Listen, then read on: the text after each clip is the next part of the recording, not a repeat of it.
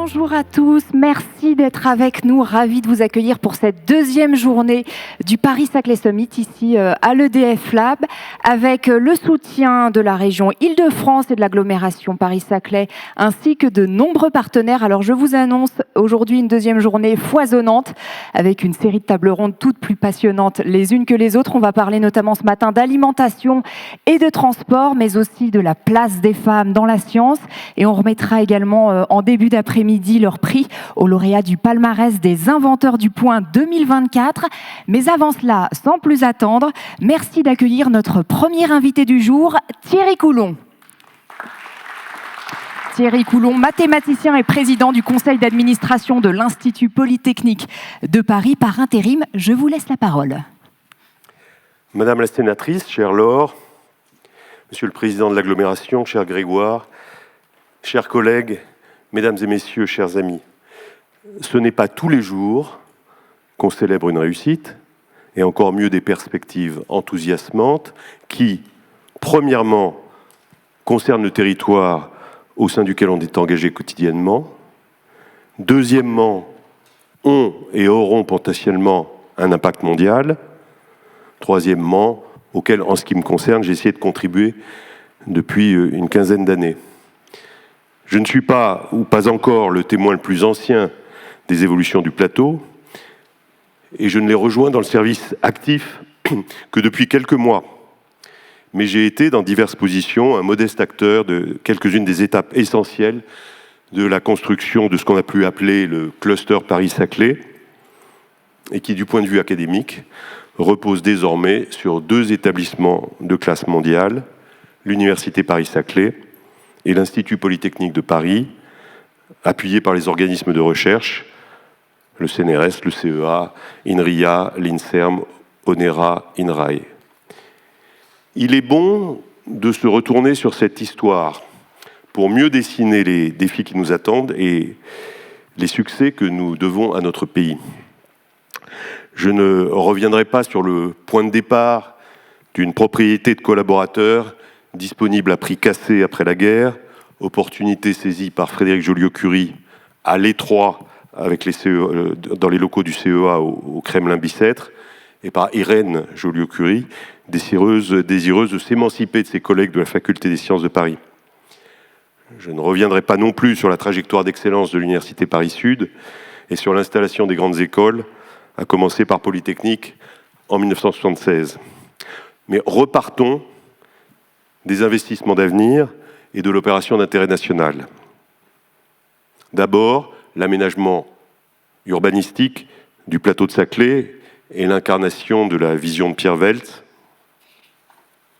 Ensuite, la clarification, en 2017, par le président de la République, du paysage, avec d'un côté l'Université de Paris-Saclay, alliage au plus haut niveau d'universités et de grandes écoles, et de l'autre, l'Institut Polytechnique de Paris, que je décrirai bientôt.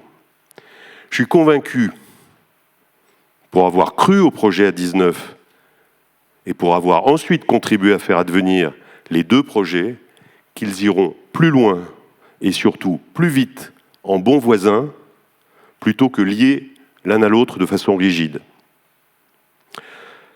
Entre l'Université Paris-Saclay et l'Institut Polytechnique de Paris, on a deux histoires différentes, deux identités, deux ensembles complémentaires, et on peut penser à une étoile double comme Harvard et MIT. Vous savez qu'il y a deux histoires pour construire une université. On part du savoir dans son ensemble, et on s'aperçoit que la technologie a quand même une certaine importance, Harvard. On part de la technologie et de l'ingénierie, et on s'aperçoit que l'ensemble du savoir est important aussi, MIT. Sur ces deux pôles se construit aujourd'hui l'excellence française à l'international. Les deux termes sont importants, l'excellence très française, mais capable de se confronter à l'international. Il est absolument crucial pour le pays que les deux ensembles réussissent. Nous n'avons pas le choix, nous n'avons plus le temps pour les querelles de chapelle et pour les luttes de périmètre. Nous savons ce que la société attend de nos établissements d'enseignement supérieur. aider notre jeunesse à trouver les solutions aux grands défis qui nous hantent et reconstruire un espoir par la science et la rationalité. Je prendrai 3 exemples. 2 sont évidents, le défi climatique, la défense, la cyberdéfense. J'en prendrai un 3e qui est peut-être un peu moins évident. J'y pense parce que je vais la semaine prochaine à Bruxelles dans une table ronde de notre alliance d'universités européennes, Eurotech, sur le sujet. Nous allons avoir des élections bientôt. Ces élections vont être menacées par tout un tas de manipulations numériques. Est-ce qu'on pense qu'on se tirera des menaces qui pèsent sur la démocratie sans science, sans gens qui soient capables de travailler sur les données, sans sciences sociales aussi? La seule question qui vaille est donc comment y arriver? Comment nous transformer pour le faire en partant de notre histoire et de ce que nous sommes et en regardant ceux qui nous montrent la voie? Pour nous, c'est le PFL, le Technion, Caltech, le MIT, pour sa clé sans doute, Stanford ou Oxbridge. Je prendrai donc l'exemple de l'Institut Polytechnique de Paris dont j'ai la charge, mais je sais que les collègues de l'Université Paris-Saclay pourraient raconter une histoire tout aussi enthousiasmante. Qu'est-ce que c'est que l'Institut Polytechnique de Paris? C'est Polytechnique, l'ENSTA, l'ENSAE, Télécom Paris, Télécom Sud Paris. Bientôt, l'École nationale des ponts et chaussées entrera dans notre alliance. Bientôt, ENSTA Paris fusionnera avec ENSTA Bretagne et nous ouvrira sur la problématique des océans. Et nous avons un partenariat très fort, très actif avec HEC, en particulier sur l'intelligence artificielle. Cet ensemble a une histoire plus que bicentenaire. L'ENSTA, c'est 1741, il faisait des bateaux de guerre pour le roi de France. C'est un très grand prestige. Ce sont des alumni partout. Il n'y a pas si longtemps que la première ministre était issue de l'école polytechnique. Les caractéristiques de l'Institut Polytechnique de Paris, c'est d'une part l'excellence académique, mais aussi l'alignement avec les intérêts de souveraineté du pays, la souveraineté militaire, la souveraineté économique, numérique, on pourrait décliner, et c'est troisièmement une extraordinaire fluidité avec le monde économique. L'IP Paris, de par les écoles qui la composent, et par son histoire, participe à la formation des élites. Je veux dire que je n'adore pas ce mot. Qu'est-ce que ça veut dire l'élite? Les élites, ça veut simplement dire l'exigence vis-à-vis de ses propres capacités, et ça veut simplement dire la volonté de s'engager. Vous avez peut-être vu le très beau film La Voie royale, et vous avez vu les scènes finales. Vous avez vu cette devise, vous avez le pouvoir de changer le monde. Oui, les élèves de l'Institut Polytechnique de Paris ont le pouvoir de changer le monde, ils ont aussi le devoir de le changer, ils le savent. L'Institut Polytechnique de Paris forme des leaders, mais aussi des innovateurs, et c'est extrêmement important. L'innovation à l'Institut Polytechnique de Paris, c'est 125 startups incubées en 2023 dans nos 3 incubateurs. C'est 20 startups issues de notre écosystème dans la première promotion French Tech en 2030. Et si on regarde les résultats à la fin, c'est 9 licornes qui ont été fondées par d'anciens élèves. L'exemple auquel on pense le plus ces temps-ci, c'est Mistral AI, mais il y en a bien d'autres. Tout ça ne marche que s'il y a un dispositif de recherche fondamentale extrêmement fort et si on y favorise les initiatives, si on favorise les émergences en maths, en physique, en biologie, en informatique, en économie. Mais notre spécificité, c'est sur ce socle de recherche fondamentale d'avoir construit des centres interdisciplinaires qui sont alignés sur les grandes verticales.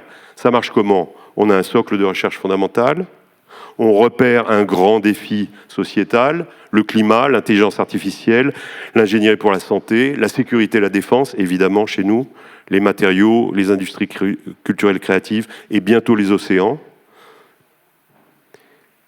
Et on fait atterrir ou contribuer des fonds privés, des fonds venus de l'économie pour aller plus loin. Alors, je conclurai cette description en disant que la chance à l'Institut Polytechnique de Paris, ma chance, c'est d'avoir une gouvernance collective, une équipe de directeurs et de directrices qui sont le présent, mais aussi pour les plus jeunes, l'avenir de la fonction de dirigeant d'établissement. L'exigence est donc connu de tous. Nous savons ce que nous avons à faire. Comment faire venir les meilleurs ici? D'abord en faisant largement connaître le plateau. Et donc c'est le moment de remercier les initiateurs, les collectivités, le Point, d'avoir choisi le plateau pour ce sommet de l'excellence. C'est assez frappant de voir comment le plateau reste considéré dans l'inconscient collectif. On me demande souvent, mais Thierry, comment tu y vas? Bon, alors j'ai bien connu la montagne Sainte-Geneviève, j'ai aussi bien connu l'Australie, c'est un peu plus loin, mais je peux vous dire que ici, ça n'est pas moins civilisé que la montagne Sainte-Geneviève. Il faut que ça se sache. Merci au Point de nous aider à le faire savoir. Et on attirera les meilleurs aussi parce qu'on a déjà un environnement exceptionnel. Je veux dire, on a des pointures et pas seulement des Nobel, ceux qu'on vénère, un SP, Gérard Mourou, etc., mais surtout des nobelisables. Et puis, par profession, je ne voudrais pas qu'on oublie la médaille Fields. Troisièmement, nous attirerons les meilleurs en garantissant un environnement quotidien propice à la recherche, c'est-à-dire en faisant confiance aux chercheurs et en leur simplifiant la vie. Et puis, au fond, quel est notre principal trésor? Une excellente raison d'attirer les chercheurs du monde entier, ce sont nos étudiants, leur intelligence et leur envie d'innover. Alors, il faut terminer un speech par des souhaits. De quoi avons-nous besoin? Nous avons besoin d'aménagement de vie et en particulier de logements étudiants. Nous aurons bientôt le métro. Si au bout du métro, il y a des logements, c'est bien aussi. Nous avons besoin d'entreprises. C'est un beau symbole que l'événement d'aujourd'hui soit organisé dans les magnifiques locaux d'EDF. En même temps, ce qui est frappant, c'est que c'est complètement naturel. Bonjour Grégoire. Et enfin, la troisième chose dont nous avons besoin, qui est à la fois notre but et un moyen, c'est de rayonnement international. Et aussi de mettre l'accent sur l'Europe, l'argent aussi, mais l'accent sur l'Europe. Je parlais tout à l'heure de notre alliance d'université européenne, Eurotech, et je relisais hier les 5 missions, vous savez, la nouvelle notion, mission en matière de recherche de l'UE, eh bien, le climat, le cancer, les océans, les villes et les sols, nous ne sommes pas si loin.